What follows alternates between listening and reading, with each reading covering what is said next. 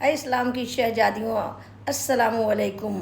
آئیے ہم اور آپ امام حسین رضی اللہ تعالیٰ عنہ کے چرچا کرتے ہیں کہ یہ من گڑھنت نہیں ہے قصہ حسین کا، سڑکوں پہ مت دکھاؤ تماشا حسین کا، قرآن کہہ رہا ہے زندہ ہیں سب شہید، تم ہر سال نکالتے ہو جنازہ حسین کا، کہ نبی کے پسینے سے پھول بنتے ہیں، حضرت علی کے نقش قدم سے وصول بنتے ہیں۔ ارے لوگ کیا سمجھے، لوگ کیا جانے حسن اور حسین کا مرتبہ، جن کی سواری خود خدا کے رسول بنتے ہیں، کہ اہل بیت نبوت کے مراتب اور درجات کبرا بے شمار ہیں، جن کے فضائل اور کمالات کا خطبہ اللہ جل شانہ نے پڑھا۔ سبحان اللہ، کہ اے نبی کے گھر والوں، اللہ چاہتا ہے کہ ناپاکی تم لوگوں سے دور فرما دے اور تمہیں خوب پاک فرما دے۔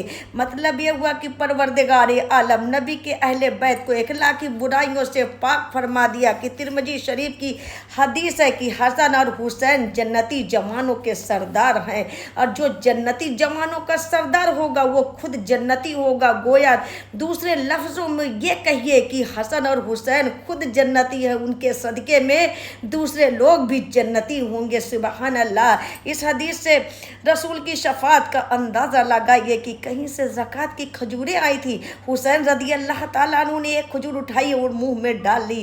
رسول اللہ صلی اللہ علیہ وسلم نے فرمایا کہ رسول کے اہل بیت زکوٰۃ نہیں کھاتے، اور انگلی ڈال کر باہر کر دیا۔ سبحان اللہ، کہ تربیت کا یہ علم ہے کہ رسول اللہ صلی اللہ علیہ وسلم نے صدقے کی ایک کھجور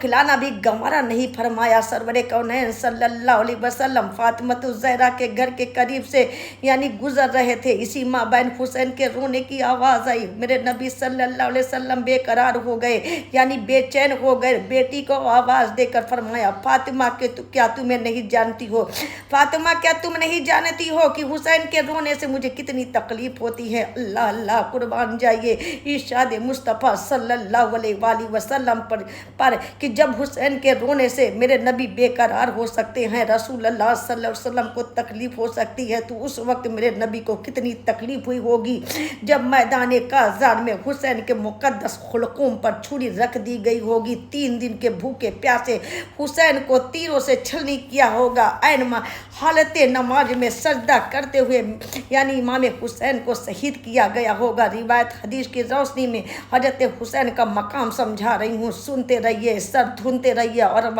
اسوائے حسینی پر چلنے کی کوشش کرتے رہیے، کہ میرے نبی صلی اللہ علیہ وسلم نے فرمایا، حسن اور حسین میرے دنیاوی پھول ہیں، حسن اور حسین میرے دنیاوی پھول ہیں۔ یہی تو وجہ ہے کہ میرے نبی صلی اللہ علیہ وسلم اپنے نواسوں کو سونگھا کرتے تھے، کہ کیا بات ہے رجا اس چمستانے کرم کی، زہرا ہے کلی جس میں حسن اور حسین پھول، حسنین کریمین کا بچپنا ہے، کمال محبت سے میرے نبی صلی اللہ علیہ وسلم نے امام حسن کو داہنے کندھے پر بٹھا لیا، حسین کو بائیں پر۔ کسی صحابی نے نہیں بلکہ حضرت عمر رضی اللہ تعالیٰ عنہ نے دیکھا اور کہا کہ اے بچے تیری سواری کتنی اچھی ہے۔ میرے نبی صلی اللہ علیہ وسلم نے فوراً فرمایا، اے میرے صحابی، اے عمر، تو نے یہ تو دیکھ لیا کہ سواری کتنی اچھی ہے، مگر یہ بھی تو دیکھ کہ سوار کتنا اچھا ہے، سوار کتنا سوڑا ہے۔ مطلب یہ ہے کہ دونوں طرف سے اچھائی ہے۔ اگر سواری امام الانبیاء ہے تو سوار بھی تو امام الشہداء ہے، اگر سواری بابرکت ہے تو سوار بھی بابرکت ہے۔ سبحان اللہ۔ دوسری بات یہ ہے کہ رسول اللہ صلی اللہ علیہ وسلم نے اپنے کندھے پر سوار فرما کر اعلان فرما دیا کہ لوگوں دیکھ لو، انا من حسین، حسین منی، میں حسین سے ہوں اور حسین مجھ سے ہیں، جو حسین کا دوست ہوگا وہ میرا دوست ہوگا، جو حسین کا دشمن ہوگا وہ میرا دشمن ہوگا۔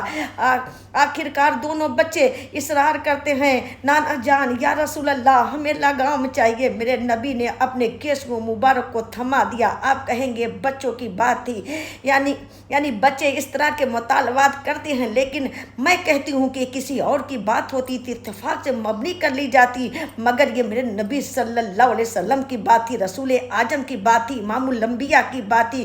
کوئی حکمت ضرور ہوگی، غور کرنے پر معلوم ہوا کہ میرے نبی نے اپنے نواسوں کو تعلیم دے رہے تھے، اے میرے نونہالو آج نانا جان کا گیسو مضبوطی سے تھام لو، کل امت کا لگام تمہیں تھامنا ہے اور اسلام کی حفاظت کرنی ہے۔ سبحان اللہ۔ اور کندھے پر سوار کر کے ترس دیا حسین، آج تیرا بوجھ میرے کندھے پر ہے، کل امت کا بوجھ تیرے کندھوں پر ہوگا۔ یا حسین آپ کے اوصاف قریبانہ بیان کرنے سے قاصر ہوں، الفاظ کی دنیا اس معاملے میں تنگ دکھائی دیتی ہے، ورق تمام ہوا اور مدح باقی ہے، سفینہ چاہیے اس بحر بے قراں کے لیے۔